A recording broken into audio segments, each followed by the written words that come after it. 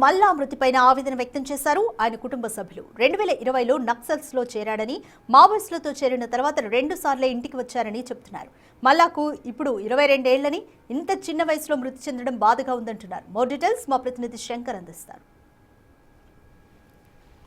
అల్లూరి సీతారామరాజు జిల్లాలో జరిగిన ఎన్కౌంటర్లో హిద్మా అయితే ఇప్పటికే మృతి చెందాడు. అయితే ఆ మోస్ట్ వాంటెడ్ మావోయిస్ట్గా ఉన్న హిద్మాకి సంబంధించిన కమాండర్గా వర్క్ చేస్తూ అతనికి సెక్యూరిటీగా వర్క్ చేస్తున్న మల్లాకి సంబంధించిన ఫ్యామిలీ మెంబర్స్ అయితే మనతో ఉన్నారు. ప్రస్తుతం ఒకసారి మాట్లాడే ప్రయత్నం చేద్దాం. तो क्या होता मल्ला को, क्या होता रिलेशन? मल्ला का मैं चाचा हूँ। चाचा? हाँ। मल्ला कब चल गया ये माओइस्ट का बैच में? कब चल गया, कितना साल होता है? 2020 सितंबर महीने को चले गया माओइस्ट में जी। अब से कब मिलना नहीं तेरे से? फैमिली क्या बोलना नहीं? क्या कई को जाया, कई को माओइस्ट में घर को आ जाओ को बोला नहीं? क्या कुछ नहीं बोला, वो ऐसे ही उसके साथ उधर चलते चलते घर में 2 बार आया था जी, मिल के गया। 2 बार आया घर को।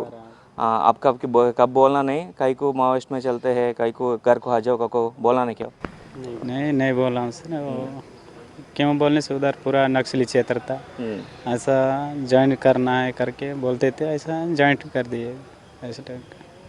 कि हिद्मा ये मोस्ट वांटेड माओइस्ट ना, इसका पास कैसे चल गया?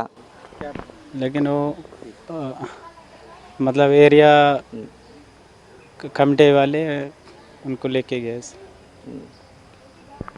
क्या हिद्मा मर गया, अब तेरा बच्चा भी मर गया, क्या बोलते हैं इसको? क्या बोलेंगे सर, कुछ बोल नहीं पाएंगे अभी जी।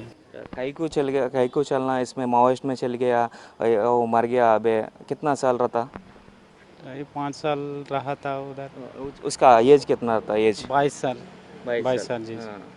उतना छोटा एज में उन मर गया, माओइस्ट में चल गए।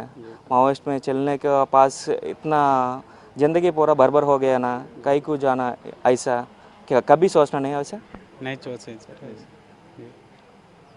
ఇది చూసుకున్నట్లయితే 2020 సంవత్సరంలో అయితే మళ్ళీ అయితే మావోయిస్టులో జాయిన్ అయినట్టుగా చెప్తున్న పరిస్థితి కనిపిస్తుంది. 5 సంవత్సరాల్లోనే హిగ్మా దగ్గర సెక్యూరిటీగా ఉన్నట్లుగా కూడా చెప్తున్నారు. అదంతా కూడా నక్సల్ ఏరియా కాబట్టి మావాడు నక్సలైట్లో జాయిన్ అయ్యాడని చెప్తున్నారు. అయితే 2 సార్లు నక్సల్స్లో జాయిన్ అయిన తర్వాత 2 సార్లు అయితే ఇంటికి వచ్చినట్లుగా కూడా చెప్తున్న పరిస్థితి కనిపిస్తుంది. పూర్తిగా చూసుకున్నట్లయితే ఇప్పుడు అతి చిన్న వయసులో కూడా మరణించడం అనేది వారు తీసుకోలేని పరిస్థితిలోనే ఉన్న పరిస్థితి అయితే ఇక్కడ కనిపిస్తుంది.